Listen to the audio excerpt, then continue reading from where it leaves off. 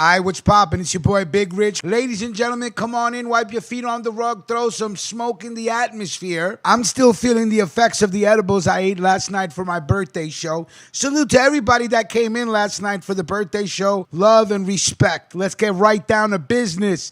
This next story coming out of Cosa Nostra News by my main man, Ed Scarpo. Salute to you, sir, and respect. Business time. Gambino soldier Huck Carbonaro leaps onto compassionate release bandwagon. Thomas Huck Carbonaro, 73, saying he is a changed man who deserves a break, is filing for compassionate release in an attempt to delete the balance of the 7-year sentence he got for several mob murders, including for plotting to kill Salvatore Sammy the Bull Gravano in Arizona, in addition to being convicted for his role in the infamous Gambino family conspiracy to find and kill Sammy the Bull out west around the turn of the 20th century. Huck was found guilty in participating in the 1998 slaying of Gambino associate Frank Heidel and the 1990 killing of construction official and reputed Gambino mobster Edward Garofalo. The Staten Island Advance recently reported on Huck's conditional release, noting that the Gambino soldier wants to spend what time he has left with his family. His projected release date is in March of 2063. Mr. Carbonaro is no longer the man who committed his offenses of conviction, attorney Harlan Protas wrote,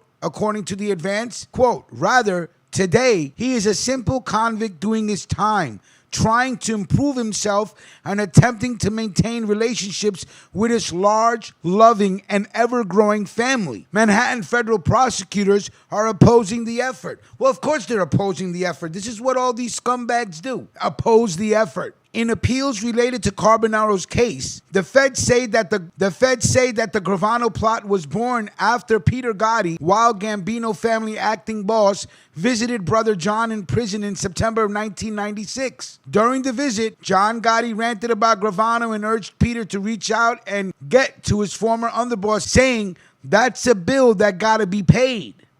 Gravano flipped and testified against Gotti at his 1992 racketeering trial, helping federal prosecutors put Gotti away for life. The FBI's Gambino squad investigated the plot and revealed that Gambino soldier Carbonaro was one of the leading wise guys inside the plot. About $75,000 in mob money financed the plot, which included paying for a bomb prototype, false identification papers for the would-be killers, and sophisticated surveillance equipment. The ultimate tipping point for the plot was an interview Gravano gave the Arizona Republic in July 1999, according to FBI investigators. The story detailed how Gravano was living an open life near Phoenix after having left the Federal Witness Protection Program. That was interpreted by people in the Gambino family as kind of the last straw. They interpreted that as he was rubbing it in their faces. Before the killers could move on him in February of 2000, Gravano, his wife, son, and daughter were all pinched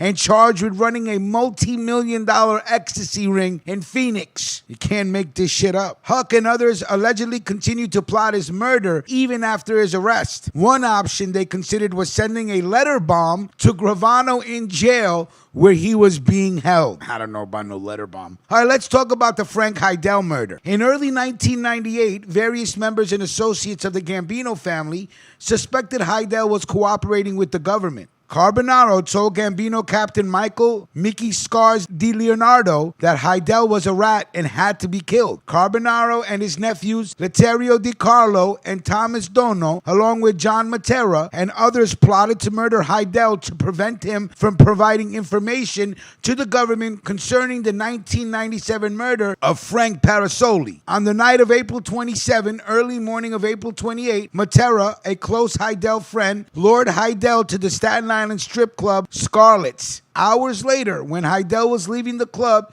he was shot dead in front of his car. Carbonaro later told Di Leonardo all about the hit, saying that he, Huck, was the getaway driver, associate Edmund Boyle was the shooter. Matera, the ruse, and Carbonaro's nephew had made it a point to be present when the hit went down. Other members of the Gambino family, including soldier Frank Fapiano, also were allegedly part of the conspiracy to kill Heidel. Let's talk a little about the Edward Garofalo hit. Carbonaro was accused of driving the decoy car to distract the cops from the August 8, 1990 killing of Gambino mobster Eddie the Chink Garofalo, who shouldn't be confused with his cousin Eddie Garofalo, a made Gambino member who was sentenced to 30 years in prison in part for allegedly participating in the hit on Eddie the Chink. Eddie the Chink also is the father of Edward the Tall Guy Garofalo Jr., who is with the Colombo family, Agabi. In 1990, Gravano set in motion the hit on Garofalo for, among other things, supposedly cooperating with a law enforcement investigation. This reportedly is the last hit ordered by Gambino boss John Gotti. A hail of bullets struck Garofalo, 49, in the head, chest, and back as he and a woman he lived with were walking to his car in the Bay Ridge section of Brooklyn at about 10:30 p.m. at night. Prosecutors said Carbonaro distracted police from the Garofalo slaying by deliberately running a red light. Police pulled him over and were unable to apprehend the killers. Quote, Huck did his job that night, said Assistant U.S. Attorney Vincent Ho. He distracted the police and the killers were able to speed away. At the time of the hit, law enforcement sources said that Garofalo may have been involved in the slaying of Irwin Fatman Schiff, a 400-pound millionaire with ties to the Gambino and Genovese families who was killed in 1987 in a restaurant on the east side of Manhattan. And a few words about the Michael DeBat hit. Though never formally charged for it, Huck was the alleged shooter in the Michael DeBat murder, as Sammy the Bull repeatedly alleged. DeBat, a member of Sammy the Bull's Gambino crew,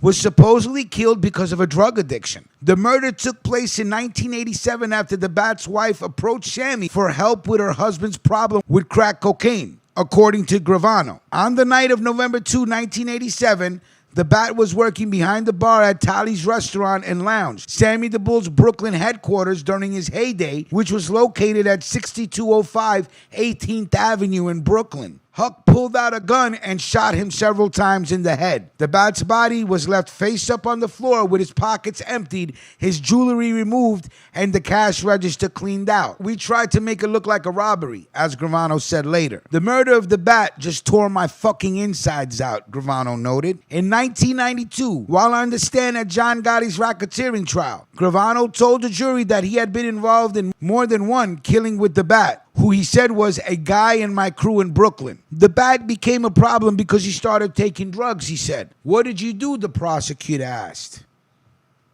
We killed them, Gravano replied. As always, salute to Ed Scarpo for another great story. I love these old stories that it just ties in more and more together with the gigantic picture that is La Cosa Nostra, right? I love it. Like, comment, share, subscribe, tell a friend to tell a friend. We are inching our way to the magical number of 15,000 subscribers. I have nothing but respect for you guys. Thank you so much for helping us grow. Let me know what you're smoking on. Let me know if you're eating on some edibles.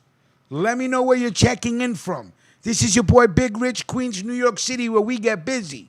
We will talk soon. Salute.